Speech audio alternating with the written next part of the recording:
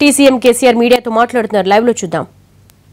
రంగారెడ్డి జిల్లాలకు నీళ్లు పెట్టడానికి అట్లనే హైదరాబాద్ సిటీ కూడా డ్రింకింగ్ వాటర్ కూడా ప్రొవైడ్ చేయడానికి ప్రాజెక్ట్ ఈరోజు క్లియర్ చేయడం జరిగింది క్యాబినెట్. దానికి రేపు ఉదయమే శంకుస్థాపన కూడా ఉంది. అనేక సంవత్సరాలకు బాధపడుతున్న ఆ జిల్లాకు ఒక అద్భుతమైనటువంటి వరప్రదాయని స్కీము. డెఫినెట్గా వాళ్ళకి చాలా మంచి సొల్యూషన్ వస్తుంది. రెండవది, ఫ్లోరైడ్ బాధితులు అత్యధికంగా ఉండి దేశంలోనే కాదు ప్రపంచంలో WHO కూడా కాన్సన్ట్రేట్ చేసినటువంటి పరిస్థితికి వరల్డ్ హెల్త్ ఆర్గనైజేషన్ కూడా కాన్సన్ట్రేట్ చేసి సొల్యూషన్స్ ఇచ్చిన సమైక్య రాష్ట్రంలో ఆంధ్రప్రదేశ్ ప్రభుత్వాలు పట్టించుకోలేదు. వాళ్ళ కర్మాన్ని వాళ్ళు వదిలేసిండ్రు. చివరికి ఆ ఫ్లోరైడ్ ఎఫెక్ట్ అయినటువంటి బిడ్డలను అక్కడ ఉద్యమకారులు తీసుకెళ్లి ప్రధానమంత్రి గారి టేబుల్ మీద పెట్టి అడిగితే కూడా సొల్యూషన్స్ రాలే. బట్ తెలంగాణ రాష్ట్రం వచ్చిన తర్వాత రాష్ట్రం వచ్చిన సార్థకత ఉండాలంటే this parched Palamuru shall get its due water which was denied. అది వచ్చి తీరాల. రెండవది, ఈ ఫ్లోరైడ్ బాధలతో కుంగిపోయినటువంటి నల్గొండ సమస్య కూడా పరిష్కారం కావాలి. దానికి కూడా 6,190 కోట్లతోని ఆ ప్రాజెక్ట్ను కూడా ఈరోజు క్యాబినెట్ క్లియర్ చేయడం జరిగింది. ఇది రెండు జిల్లాలకు కూడా చాలా సంతోషకరమైన వార్త. ఈ రెండిటికి అంటే ప్రస్తుతానికి దానికి పేరు లేదు. Lift irrigation scheme for Dindi అంటే సరిపోతుంది. ఇప్పుడు lift irrigation scheme to Dindi project. Both the water we are taking from Srisailam reservoir. దీనికి ఒక 70 TMC, దానికి ఒక 30 TMC, రెండింటికి కలిపి ఒక 100 TMC వీఆర్ టేకింగ్. హైదరాబాద్ గురించేమో ఇంకొక అడిషనల్గా 20 TMC ఉంది. అది కూడా we are taking from Srisailam only. తర్వాత పెండింగ్ ప్రాజెక్టులు ఏవైతే ఉన్నాయో గతంలో ఈపీసీలు ఇచ్చి చాలా దందాలు చేసి చాలా గందరగోళం చేసినారు. ఆ రేట్స్ తారుమారాయి, లేనిపోయిన సమస్యలు దానిలో వస్తూ ఉన్నాయి.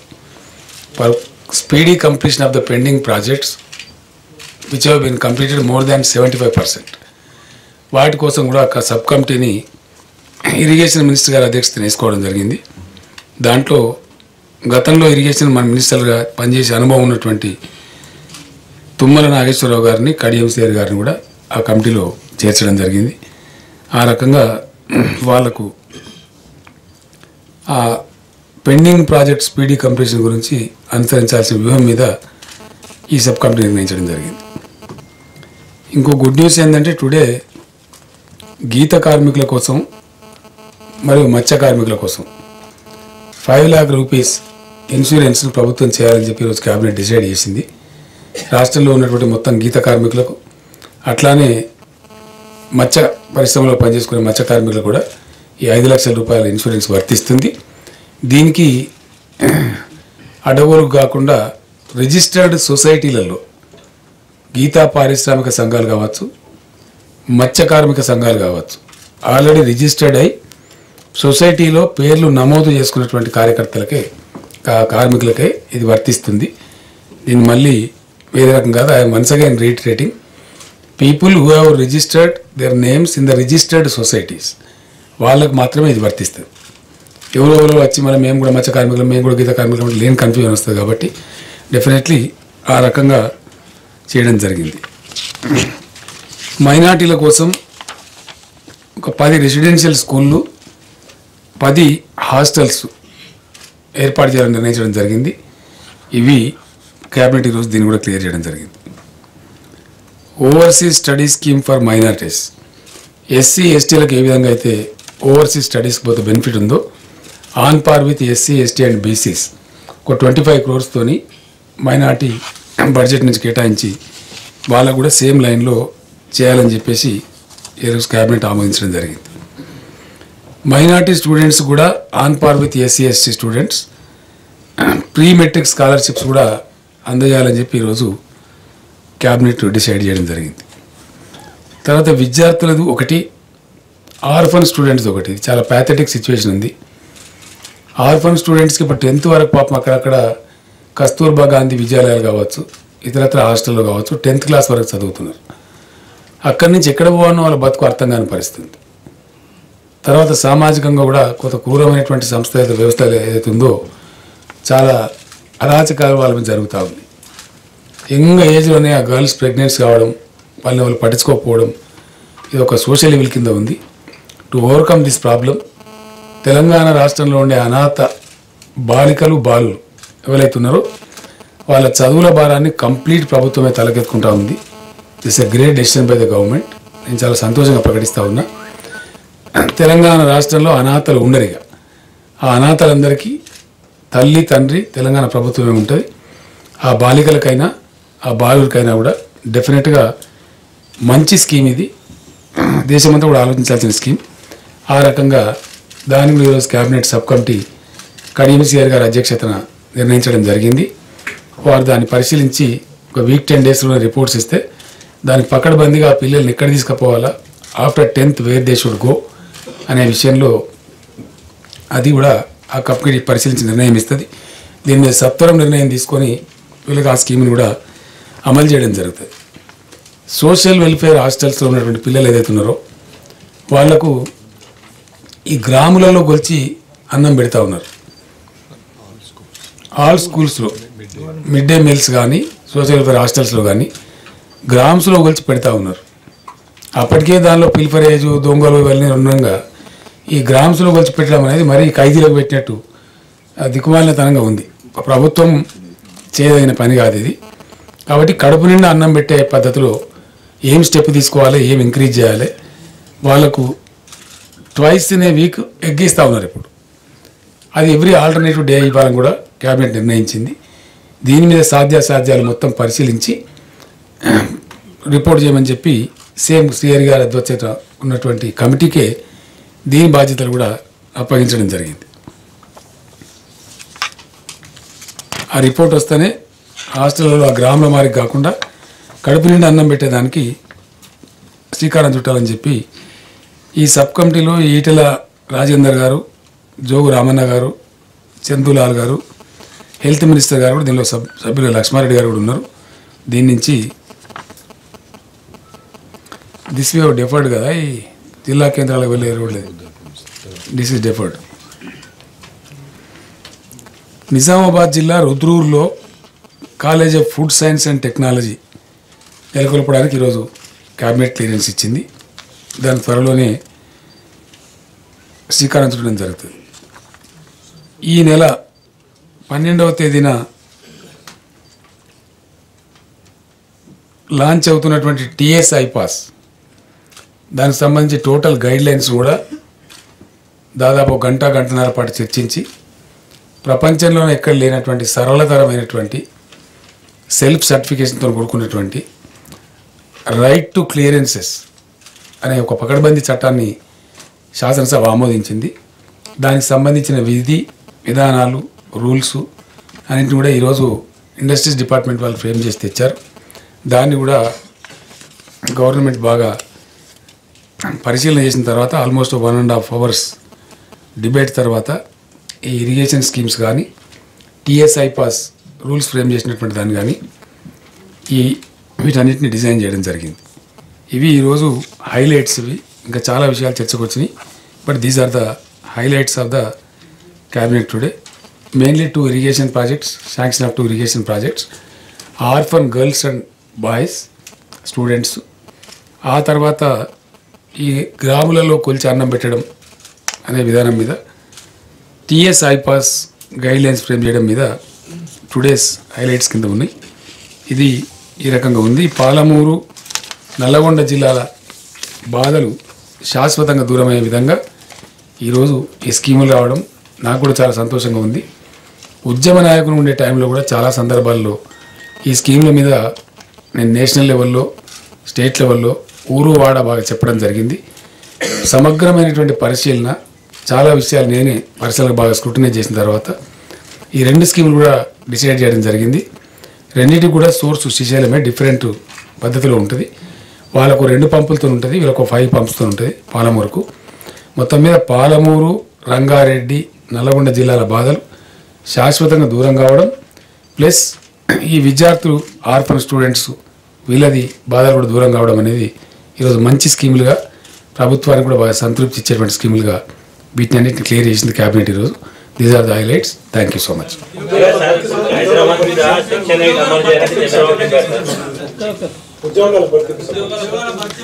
ఉద్యోగాల భర్తీ ఇది yes definitely it's very good question. మేము ఏం చేసినామంటే ఈరోజు కూడా కొంత చర్చకు వచ్చింది. అది ఒక 25,000 ప్రభుత్వంలో ఉన్నటువంటి ఖాళీలు భర్తీ చేయాలని చెప్పి డెసిషన్ తీసుకున్నది, ఆల్రెడీ అనౌన్స్ కూడా స్టేట్ ఫార్మేషన్ డే రోజు అనౌన్స్ కూడా చేయడం జరిగింది. దానికి సంబంధించి రిలాక్సేషన్ 5 to 10 years చేయాలని చెప్పి ఒక నిర్ణయాన్ని గతంలోనే తీసుకున్నాం. రెండవది అన్ని డిపార్ట్మెంట్ల నుంచి వాటి వివరాలు సేకరిస్తున్నాం. జూలై నెలలో దీనికి సంబంధించిన నోటిఫికేషన్స్ విడుదలవుతాయి. ఎట్లా ఉందంటే కొన్ని డిపార్ట్మెంట్స్ ఏమో ఇండిపెండెంట్ రిక్రూట్మెంట్ బోర్డ్స్ ఉన్నాయి వాళ్ళు, కొన్ని డిపార్ట్మెంట్స్ ఏమో ఏపీపీ టీఎస్పీఎస్సీ ద్వారా చేసేటువంటి అవకాశం. అదంతా చీఫ్ సెక్రటరీ గారు, డిపార్ట్మెంట్ సెక్రటరీస్, కన్సర్న్ మినిస్టర్స్ కలిసి they are taking a decision. ఏ ఉద్యోగాలు టీఎస్పీఎస్సీ ద్వారా రిక్రూట్ చేయాలి, ఏ పోలీస్ ఉంది, for example police recruitment board ఉంది, వాళ్ళకి ఎలక్ట్రిసిటీ డిపార్ట్మెంట్ ఉంది, వాళ్ళ ఓన్ ఛానల్ వాళ్ళు రిక్రూట్ చేస్తూ ఉంటారు వాళ్ళ అవసరాలను బట్టి. 3 ప్లేసెస్కి వాళ్ళు డిస్ట్రిబ్యూట్ చేసుకోవాలి. జెన్కోకి పోవాలా, ట్రాన్స్కోకి పోవాలా, డిస్ట్రిబ్యూషన్ కంపెనీస్ కూడా పోవాలి. అంటే ఎక్కడ ఎందరు వస్తారనేది వాళ్ళు తీసుకుంటున్నారు. మిగిలినటువంటి జాబ్స్ ఏవైతే ఉంటాయో అదర్వైజ్ జాబ్స్, సపోజ్ ఇప్పుడు అగ్రికల్చర్ డిపార్ట్మెంట్లో ఉన్నాయి, కొన్ని రెవెన్యూ డిపార్ట్మెంట్లో ఉన్నాయి, వివిధ డిపార్ట్మెంట్లలో ఉన్నాయి. అవి చాలా వరకు పిఎస్సి పోయేటువంటి ఆస్కారం ఉంటాయి. మొత్తం మీద తెలంగాణలో గతంలో ఉద్యోగాలు రాక వాళ్ళ రైట్స్ డినై చేయబడి చాలామందికి అన్యాయం జరిగింది. కాబట్టి అది సవరించడం కోసం ఏజ్ రిలాక్స్ చేయాలని అనుకున్నాం. అది 5 years అని కొందరు చెప్తా ఉన్నారు, 10 years అని కొందరు చెప్తా ఉన్నారు. ఏది చేస్తే కరెక్ట్ ఉంటుందో కమిటీ ఆఫ్ సెక్రటరీస్ కూడా చీఫ్ సెక్రటరీ ఆధ్వర్యంలో చెప్పినాం. ఫైనల్ రిపోర్ట్ బహుశా నాకు అనదర్ వీక్లో వాళ్ళు పెడితే దాన్ని ఫైనల్ డెసిషన్ తీసుకొని జూలైలో 100% 25,000 ఎంప్లాయ్మెంట్ భర్తీ చేయడానికి, ప్రభుత్వ రంగంలో ఉన్నటువంటి గవర్నమెంట్లో ఉన్నటువంటి వాటి భర్తీ చేయడానికి నోటిఫికేషన్స్ వస్తాయి. July onwards recruitment process begin అవుతుంది. కాంట్రాక్ట్ ఉద్యోగులకు సంబంధించి 2 విషయాలు ఉన్నాయి. దాంట్లో ఏంటంటే కాంట్రాక్ట్ ఎంప్లాయీస్ను రెగ్యులరైజ్ చేస్తామని నిర్ణయం తీసుకున్నాం. దానిలో స్థానికులు ఉన్నారు, స్థానికేతరులు కూడా ఉన్నారు. సో దానికి ఆ కాంట్రాక్ట్ ఉద్యోగులను ఒక స్క్రీనింగ్, ఒక టెస్ట్ లాగా పెట్టి వాళ్ళ క్రెడెన్షియల్స్, వాళ్ళ సర్టిఫికెట్స్, రెజ్యూమ్స్ అన్ని పరిశీలన చేసి పర్ఫెక్ట్గా స్థానికులకు మాత్రమే అవకాశం వచ్చే విధంగా దాన్ని రెగ్యులరైజ్ చేయాలని చెప్పి కూడా గవర్నమెంట్ డిసైడ్ చేసింది. స్థానికులు కాని వాళ్ళకి దానిలో అవకాశం రాదు. ఆ ప్రకారంగా గైడ్లైన్స్ తయారవుతుంది. అవుతానే ఆ ప్రాసెస్ కూడా బిగిన్ అవుతుంది. అది కూడా ఆల్మోస్ట్ జూలై నుంచి బిగిన్ అయ్యేటువంటి ఆస్కారం ఉంటుంది. మద్యం పాలసీ చెప్పుదాం. చంద్రబాబు నాయుడు ఏం బొబ్బనే పనికి మాలిన బొబ్బ, అది అదొకటి సబ్జెక్ట్, అదొకటి చెప్తాంలే. దుర్వినియోగం సంగతి ప్రపంచం అంతా చూసింది కదా. మద్యం పాలసీ మీద కూడా చేయాల్సినటువంటి అవసరం ఉంది. దానిలో కూడా చాలా డిఫరెన్స్ ఆఫ్ ఒపీనియన్ ఉంది. ఈ గుడుంబా వల్ల ఏదైతే ఉందో చాలామంది చచ్చిపోతూ ఉన్నారు. ఆల్మోస్ట్ ఎవ్రీ విలేజ్లో 30 to 50 యంగ్ విడోస్ ఉంటా ఉన్నారు, women widows, which is not desirable. ఈ గుడుంబా మహమ్మారి నుంచి బయటపడాల్సినటువంటి అవసరం ఉంది. So what are the best options, what are the best alternatives అనేది ఎక్సైజ్ డిపార్ట్మెంట్ వాళ్ళకి చెప్పడం జరిగింది. ఎందుకంటే ఈ నెలాఖరు లోపు జనరల్గా మద్యం పాలసీ తయారు చేయాలి. సరే ఒక 5 పదులు రడ్డైనా కోపలాంటుకునేది ఏం లేదు. How to overcome this Gudumba menace అని కూడా చెప్పినాం. సో దాన్ని ఏ విధంగా చేయొచ్చు, నిజంగా గుడుంబా ఏ స్థాయిలో ఉంది, ఎట్లా ఓవర్కమ్ కావాలా. నేను ఆ మధ్య వరంగల్ పోయినప్పుడు సభలో మాట్లాడుతుంటే కూడా people were greatly demanding, women particularly. చివరికి ఒక గ్రూప్ అయితే కిందికి ఉంటే ప్రభుత్వ సారాన్న పెట్టండి సార్, ఆ దరిద్రం పోతుంది, మాకు కనీసం చావకుండా అవుతారు మా భర్తలు అని చెప్పి ఉమెన్ నుంచి వచ్చింది. నేను చాలా సర్ప్రైజ్ అయినా, ఎందుకంటే సారాయి వ్యతిరేక ఉద్యమం జరిగింది గతంలో. అట్లాంటి దాన్ని ఈ గుడుంబా భయంకరమైన దీనివల్ల, ఆ చనిపోవటాలు జరుగుతుండడం వల్ల చివరికి ఒక సెక్షన్ ఆఫ్ పీపుల్ దాన్ని డిమాండ్ చేసే పరిస్థితికి వచ్చింది. So how to go about అనేది ఐ థింక్ అనదర్ వీక్ డేస్లో వాళ్ళు ఫైనలైజ్ చేస్తారు. చేస్తే మనం ఒక ఫైనల్ వ్యూ తీసుకోవడానికి ఆస్కారం. ఏ నిషేధం అంటే నేను ఏమంటున్నా అంటే ఇప్పుడు అరకు మీద నిషేధం ఏం లేదు బ్రదర్. యాక్చువల్గా nothing like a ban. Government policy implement చేస్తారు తప్ప there is no ban. Liquor ban పెట్టిన అది ఫెయిల్ అయింది, దాని తర్వాత రివైవ్ అయింది. ఆ తదనంతరం మళ్ళీ పర్టికులర్లీ అరకు బ్యాన్, ఈ బ్యాన్ అని ఏం లేదు. దానివల్ల ఏమైంది, అరక్ గతంలో ఉండే సిస్టమ్ లేదు ఇప్పుడు స్టేట్లో. లేకపోవడం వలన చీప్ లిక్కర్ రూపంలో అందుబాటులో ఉంది. అది కొందరికి అఫోర్డబుల్ ఉండొచ్చు, కొందరికి అఫోర్డబుల్ లేకపోవచ్చు. ఈ గుడుంబా ప్రొడ్యూస్ చేసే వాళ్ళు ఎవరైతే ఉన్నారో వాళ్ళు దీనిలో ఈ అరక్ లేనటువంటి గ్యాప్లో సుచ్చుకొచ్చేసి చీప్గా వాళ్ళకు చీప్ కాస్ట్ 20 రూపాయలకు 30 రూపాయలకు బాటిల్ ఇచ్చేస్తూ ఉన్నారు. జనం అది తాగేసి చచ్చిపోతూ ఉన్నారు. So how to overcome this problem is a definitely mind boggling issue.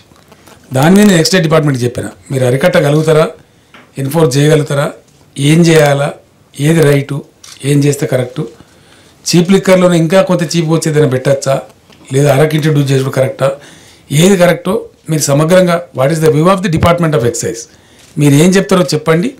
దాని తర్వాత ఆ అంశాన్ని వీళ్ళు put it for debate, social debate జరుగుతుంది. ఒక వారం రోజులు డిబేట్ చేస్తే కొంత తేలేటువంటి ఆస్కారం ఉంటుంది. Then what is the best solution, ఏది బాగుంటే దాన్ని తీసుకొని ముందుకు పోవడం జరుగుతుంది. గ్రామీణ ప్రాంతాల్లో గీత కార్మికులు ఏ సంఘం ఏ సొసైటీలో కూడా మెంబర్షిప్ లేని చాలా మంది ఉన్నారు sir. That is the problem. ఇప్పుడు మేము బీడీ కార్మికుల గురించి గతంలో ఏ ప్రభుత్వాలు పట్టించుకోలేదండి. మేము మా అంతలో మేము సుమోటోగా, though it was not part of our election manifesto, government came forward to extend 1000 rupees భృతి, వాళ్ళ ఆదాయానికి అడిషనల్ భృతి ఇస్తామని చెప్పినాం. There was some additional aid from the government. దాంట్లో ఏముందంటే ఇప్పుడు మన దగ్గర ఉద్యమాలకు తక్కువ ఉండదు కదా, మన రాజకీయాలు ఎంత దిగజారిపోయినాయంటే 18 years లోపున్న గర్ల్ చైల్డ్స్ కొందరు బిల్లీలు చేస్తున్నారు. వాళ్ళకి ఇవ్వాలని డిమాండ్ చేస్తారు. ఇప్పుడు వాళ్ళు మొత్తం ఫుల్ టైం చేయరు, స్కూల్ పోయే ముందో పోకముందో వేరే పని చేసే ముందు కొంత పార్షియల్గా తల్లికి హెల్ప్ చేస్తూ ఉంటారు. వాళ్ళు కూడా బీడీ కార్మికులుగా ఐడెంటిఫై చేయాలంటే government cannot give. The problem is child labour problem వస్తుంది. గవర్నమెంటే అక్కడ దాన్ని చైల్డ్ లేబర్కి ఇయ్యలేదు, ఆడిట్ ప్రాబ్లం వస్తుంది, ఇవన్నీ సమస్యలు ఉంటాయి. అందుకే ఏది చేయడానికైనా ప్రభుత్వానికి ఒక క్రైటీరియా ఉంటే ఈజీ ఉంటుంది. ఫస్ట్ దీన్ని అప్లై చేస్తున్నాం మేము. ఇంతకుముందు 5 లక్షల ఇన్సూరెన్స్ ఏ ప్రభుత్వం చేయలే, వీఆర్ డూయింగ్. గీత కార్మికులకు ఎక్స్గ్రేషియా ఇచ్చేది 2 లక్షలు. అట్లా కాకుండా మేమేం చెప్పినామంటే ఖచ్చితంగా 5 lakhs ఇన్సూరెన్స్ ఇద్దాం, ప్రీమియం మనమే కడదాం ప్రభుత్వం, వాళ్ళ మీద భారం లేకుండా రెగ్యులర్ కడదామని చెప్పి నిర్ణయం తీసుకున్నాం. మత్స్య కార్మికుల డిమాండ్ కూడా వచ్చింది. ఖచ్చితంగా వాళ్ళు కూడా పేద వర్గాలు చెందిన వాళ్ళు కాబట్టి వాళ్ళకు కూడా చేయాలని నిర్ణయానికి వచ్చినాం. ఏం చేయాలో there has to be criteria. Criteria అంటే ఇప్పుడు రిజిస్టర్డ్ సొసైటీస్ ఉన్నాయి. దీని మీద కూడా దాదాపు మాకు 40 minutes డిబేట్ జరిగింది క్యాబినెట్లో, ఆల్మోస్ట్ 40 minutes జరిగింది. ఇంకోళ్ళు యాదవ సంఘాలు అన్నారు, వెదర్ రిజిస్టర్డ్ ఉన్నాయా లేవా మరి అక్కడ తెలియదు. ఈ రెండైతే చేయండి. ఒకవేళ వాళ్ళు కనుక రిజిస్టర్డ్ ఉండి కరెక్ట్ వచ్చే పరిస్థితి ఉంటే will go to their also. But confusion లేకుండా ఉండాలంటే డెఫినెట్లీ ముందు రిజిస్టర్డ్ సొసైటీస్ ఎంతమంది కవర్ అవుతారు చూద్దాం మనం. అప్పటికి జెన్వైన్ టాడీ టాపర్స్ కానీ జెన్వైన్ మత్స్య కార్మికులు కానీ ఉంటే కనుక ఆయా ఎంఆర్ఓలతోనో ఏదో క్రైటీరియా ద్వారా ఎంక్వైరీ చేయించి వాళ్ళు కూడా ఫ్యూ ల్యాక్స్ ఉంటారు కూడా వాళ్ళకు కూడా డెఫినెట్లీ కవరేజ్ నెట్లోకి తెస్తాం. Governments intention is very clear to help the మత్స్య కార్మికులు అండ్ గీత కార్మికులు. ఈ గ్యామిట్లో ఎందరు వస్తారో చూద్దాం మనం. ఈ పాలసీలో ఎంతమంది లెఫ్ట్ అవుట్ అవుతారో కూడా చూద్దాం మనం. దాన్ని మీకు తొందర పడకుండా ఒక లెవెల్లో కంప్లీట్ కానివ్వండి. అయిన తర్వాత రెస్ట్ ఏమైనా వస్తే మళ్ళీ ఎగ్జామ్ చేద్దాం మనం. ఏం పాలసీ పెట్టుకొని ఆలోచిద్దాం, చేసే ఐడియాని చేద్దాం. దానికి ఒక్కరైతే ఓకే చెప్పచ్చు. ఏందండి అవుట్ సోర్సింగ్ ఉద్యోగులను మీరే అంటున్నారు. ఆడ ప్రభుత్వం వేతనాలు పెంచే ప్రశ్న ఉత్పన్నమే కాదు కదా. తీసుకుంటున్నారు కానీ పక్క ప్రభుత్వం వాళ్ళు ఆంధ్రప్రదేశ్ సంబంధించిన వాళ్ళు నీటి కేటాయింపులు లేవు, నీళ్ళు ఎలా తీసుకెళ్తారని లేఖలు రాసినట్టుగా గతంలో వాళ్ళు చూసి నా మంచి సమాధానం ఉంది నా దగ్గర. దానికి పట్టిసీమ అని ఒక ప్రాజెక్ట్ను వాళ్ళు తీసుకున్నారు. ధర్మం ప్రకారం వాళ్ళు చెప్పాలి, ఎగువ రాష్ట్రాలకు 3టికి చెప్పాలి. ఇప్పుడు వాళ్ళు బచావత్ ట్రిబ్యునల్లో కూడా చాలా స్పష్టంగా పేర్కొన్న అంశం ఏంటంటే పోలవరం నుంచి కనుక డైవర్ట్ చేసి 80 TMCల నీళ్ళని తీసుకుందామంటే కృష్ణా డెల్టాకు తీసుకోవచ్చు. But at the same time ఆంధ్రప్రదేశ్లోని ఎగువ ప్రాంతాలకు 45 TMCల నీటిని సర్దుబాటు చేయాలి. ఎగువ ప్రాంతాలంటే వేరే ఎవరో కాదు, అది తెలంగాణ. 1. 2 మహారాష్ట్ర కర్ణాటక కూడా సప్లిమెంట్ చేయాలి. కానీ చంద్రబాబు నాయుడు ప్రభుత్వం ఒంటెత్తు పోకడతోని ఏ రాష్ట్రాన్ని సంప్రదించకుండా ఎవరికి చెప్పకుండా ఆయన ప్రాజెక్ట్ స్టార్ట్ చేసేసాడు. నేను ఒక మాట దాన్ని విమర్శిస్తే ఇక ఈయనకు చెప్పే సంసారం చేయనని కూడా మాట్లాడాడు. పేపర్లలో వచ్చింది, మీరే రాసిండ్రు. అందువల్ల ఆయన చెప్పిందే నీతి అనుకుంటే ఇప్పుడు ఆయనకు చెప్పే అవసరం మాకు లేదు. ఒకటి.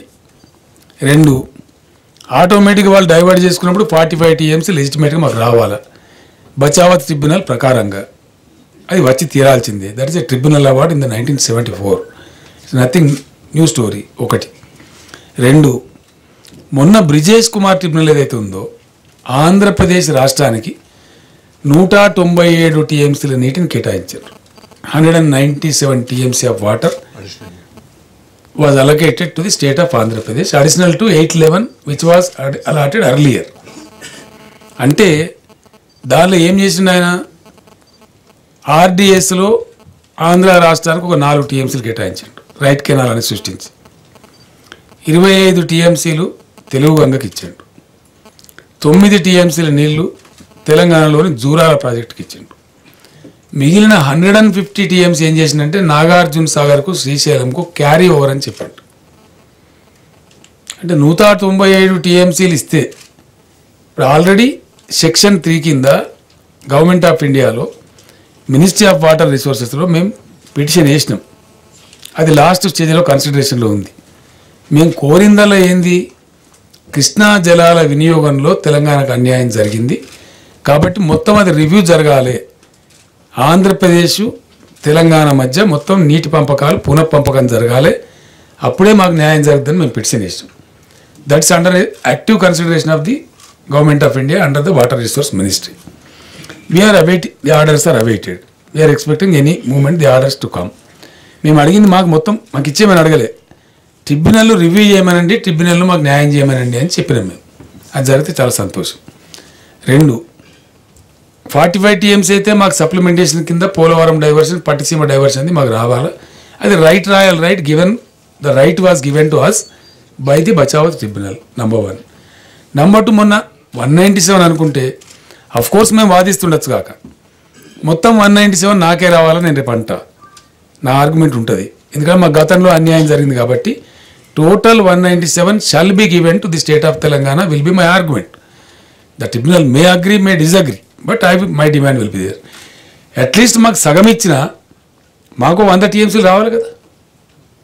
మేము లేమా ఇక శ్రీశైలంలో మా వాటా లేదా? ఇంకా ఏముంటుంది, ఇంకేముంటాయంటే ఇంకా 2 ఇష్యూలు ఉంటాయి. 2 ఇష్యూలు ఏంటి, 90 TMC ఆఫ్ వాటర్ అనేది నాగార్జున సాగర్లో స్టోరేజ్ కెపాసిటీ తగ్గిపోయింది because of siltation. Wear the water is going now? Number 1. దాదాపు 80 TMCల పైచీలకు శ్రీశైలంలో స్టోరేజ్ తగ్గిపోయింది. Wear the water is going now? దాని మా వాటర్ రావద్దా?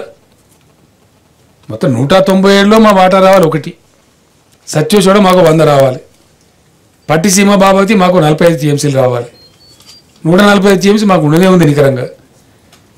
మళ్ళీ ఈ సర్ప్లస్ ఇదంతా ఈ సిల్టర్ చచ్చిపోయిన దాంట్లో మాకు వాటర్ రాదా? 2 కలిపి 170 TMCలు స్టోరేజ్ కెపాసిటీ పోయింది. Wear the water is going? మాకు రైట్ లేదా? మేము స్టేట్ కాదా? How anybody can deny this? ఇంతకుముందు నడిచింది, ఇప్పుడు నడుస్తుందా? ఇక్కడ ప్రజలు లేరు, రైతులు లేరు, మాకు మంచినీళ్ళు అవసరం లేదు. Now we see entire HMDA except 1 mandal, that is Patancheru. Excepting 1 mandal of Patan చెరువు, మిగతా 49 మండలాలు HMTలో అంతర్భాగంగా ఉన్న 49 మండలాలు కంప్లీట్గా HMDA కింద ఉన్నాయి. కృష్ణా బేసిన్లో ఉన్నాయి. This part deserves water from Krishna. Don't we deserve water?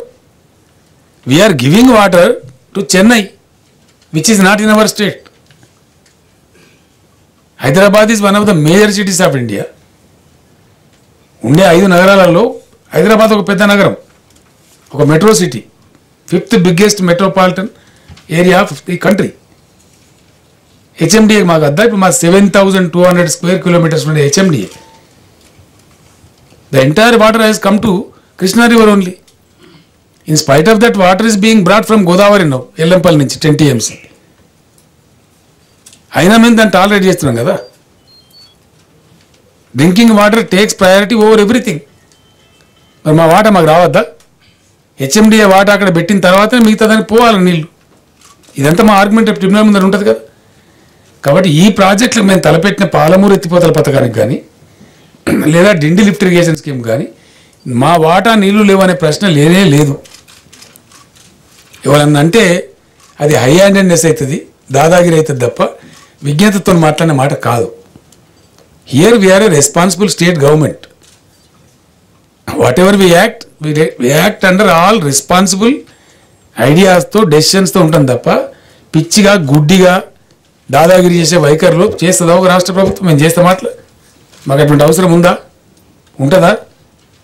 Palamuru is a parched district, anybody is going to deny that. Nalgonda is suffer from fluoride, anybody is going to deny that. Is there no need to solve their problem? ఇండియాలోనే planning commission of India identify చేసిన జిల్లా పాలమూరు. రావద్దా నీళ్ళు అక్కడ? తెలంగాణ నీళ్ళు అంటేనే తప్ప. ఇక మేము రాష్ట్రం అయింది ఎందుకు మరిగా తెలంగాణ? అయితే ఎందుకు కావాలి రాష్ట్రం? ఎందుకు మరిగా ప్రజలకు? There is no answer for such silly things. వాళ్ళు చేస్తారు హై హ్యాండెడ్నెస్. ఎట్లా కడతారండి ఆంధ్రప్రదేశ్ ప్రభుత్వం మాకు చెప్పకుండా? పట్టిసీమ లిఫ్ట్ ఇరిగేషన్ ఎట్లా డైవర్ట్ చేస్తారు గోదావరి వాటర్ కృష్ణా బేసిన్కు?